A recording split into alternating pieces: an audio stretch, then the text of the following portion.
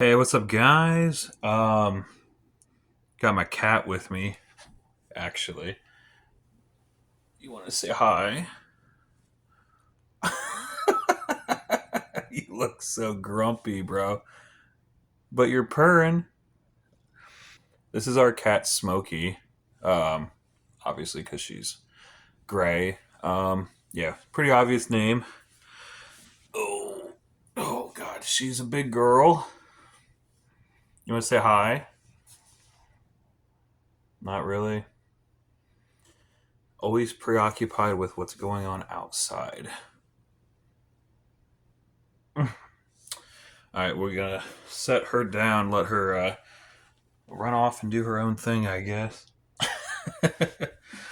Anyway, um, like I said, my name's Darren.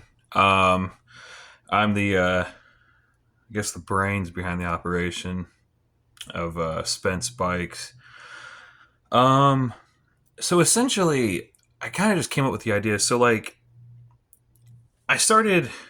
I even when I was a little kid, as soon as I was able to even really like learn how to walk, you're kind of, I don't know if it's just like an instinct or something, but I think it's like a thing with like all kids, whether or not they ever get on a bicycle ever again after that or not. But it seems like as a kid, it seems like almost every child is kind of like drawn to like riding a bicycle, at least when they're kids, and then some people grow up and they'll never step foot on a bicycle ever again.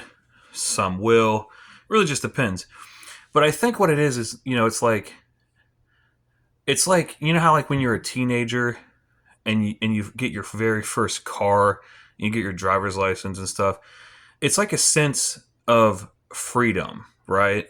So I think as a kid, being able to get a bicycle, it was almost like the same thing. You know what I mean? It felt like freedom, like especially growing up in a really small town and stuff. You're able to ride your bike everywhere to all like the stores and gas stations and everything. Ride with a group of your friends.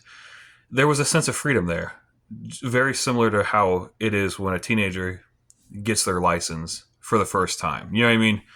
You feel like you can go anywhere, do anything. You know, you guys get what I'm talking about. So yeah, ever since I was a kid, I was on a bicycle, right? And then, like I said, around middle school, maybe around, I don't know, '05, '06 or something like that, I started really discovering like actual like BMX, you know what I'm saying? And I started kind of getting a little bit more serious with it, right? So I rode all through middle school, all through high school, and a few years here and there after high school as well. So started BMX, I'd say, like I said, around '05, '06, and I think I quit riding around like 2017, 2018, and I haven't been back on a bike since. Actually, believe it or not, it's really crazy. And I'll tell you what, I wish I had never gotten off of the bike, because first off, heads up for those of you who are kind of like maybe thinking about hanging it up and putting the bike in your garage or your shed, and I would kind of think a little bit more on that decision, because I know from my personal experience, I regret I regret putting the bike away. I wish I had never gotten off the bike. You know what I'm saying? And because now here I am, I've been on like a hiatus for a few years, haven't touched a bike since, and I'm in that awkward spot where I'm trying to slowly transition back into like riding. You know what I mean? And I was like, I thinking to myself, I was like, man, this would have just been so much easier if I had just never quit in the first place. But sometimes, that's easier said than done. You know what I mean? You get caught up with life and your job, careers. A lot of us, have families, kids, and stuff like that. sometimes after a certain point, it can get really difficult to really find the time and passion to keep riding your bike. I 100% get it. All I'm saying is just really think on that, on whether or not, you want to hang it up or not. Because I regret it, and I don't want a bunch of other people out there also, ending up regretting it in the future as well. But anyway, a little bit about me. Um, Grew up down and around uh, in Athens, Ohio. We had like, you had like Lancaster, Nelsonville, and Athens. They're all kind of, I mean, not super close, but they're all relatively in the same area or so, I would say. And then you had a little town called Chansey, a little town called the Plains. Um, yeah, and we just that's where I did like all of my elementary school. And then after elementary school, we moved up here towards like central Ohio, and I went to, and this is where I did my middle school and my high school. Um, so for those, I don't know if you're wondering or not. Um, so I had the rare occasion. Um, I went to middle school. I went to Tays Valley. For those that are wondering, I went to Tays Valley schools, and I did my very first year of middle school was right before the middle school decided to split, and they built two brand new middle schools. They built a Tays Valley West and a Tays Valley East. And I was like the very last year of students that went to the middle school before the split happened. So, and then after the split happened, I ended up going to Tays Valley West, and then after that, just the regular Tays Valley like high school. Um, it's out there in Asheville, Ohio, and stuff. But yeah, and then so that's kind of like where I grew up and stuff like that, and a little bit of a little brief backstory, I guess. But the point is yes, I am a real person. Obviously, to some people, it may not be that obvious. I know there's a lot of questionable stuff out there, and a lot of people, there's like potential scams and stuff, and like fake companies. I get it. I get a lot of people may be hesitant. You know what I mean, to like to a brand new company.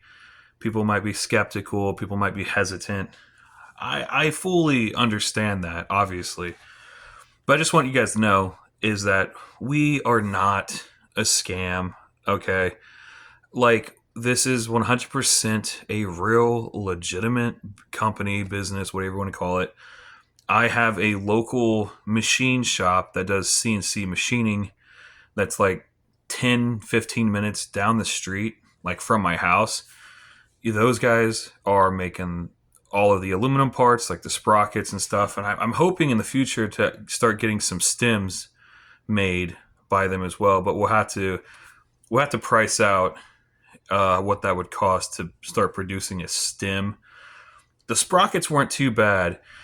The sprockets, so we buy the raw aluminum material, and I'm getting them in like 4x8 sheets of aluminum, and they're like a little bit thicker than the actual thickness of the sprocket itself, and then they cut out the shape of the sprockets out of those sheets, and that's really it. How that goes.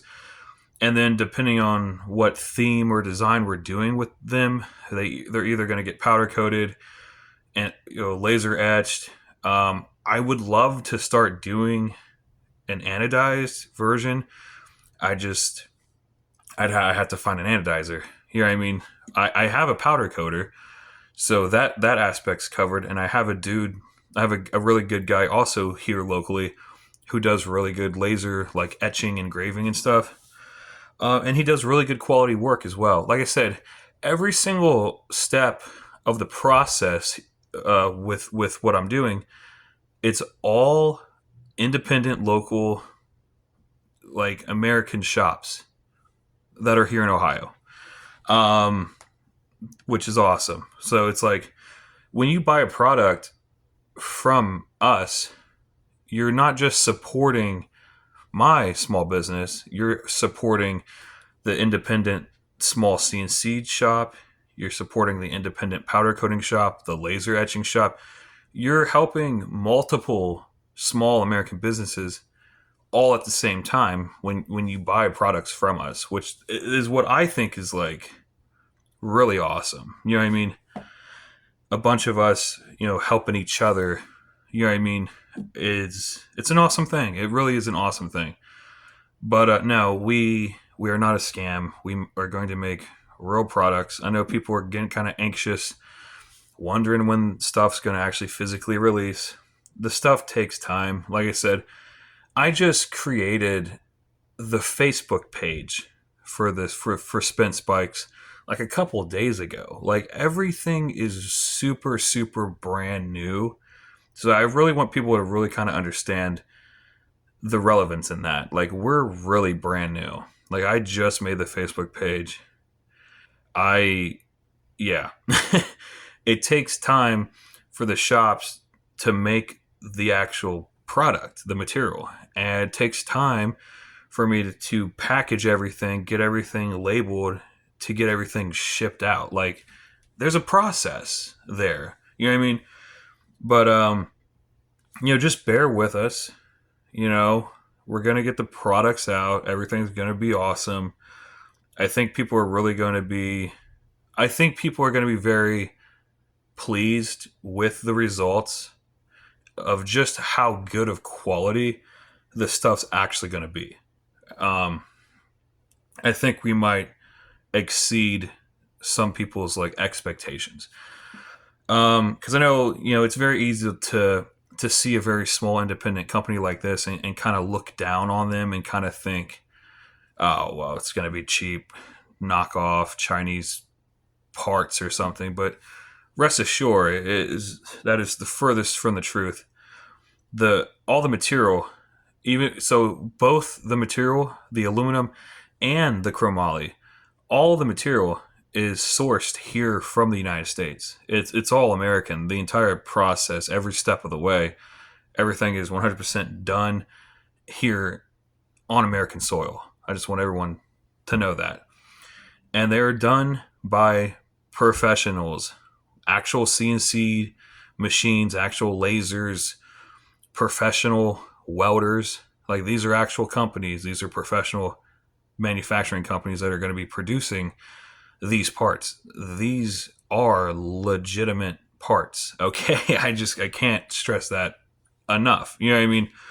Um, they are the real deal, and they are actually really good quality. And I think people are really, once they actually get these physical products in their hands, I think they'll start to realize how good of work we're actually doing.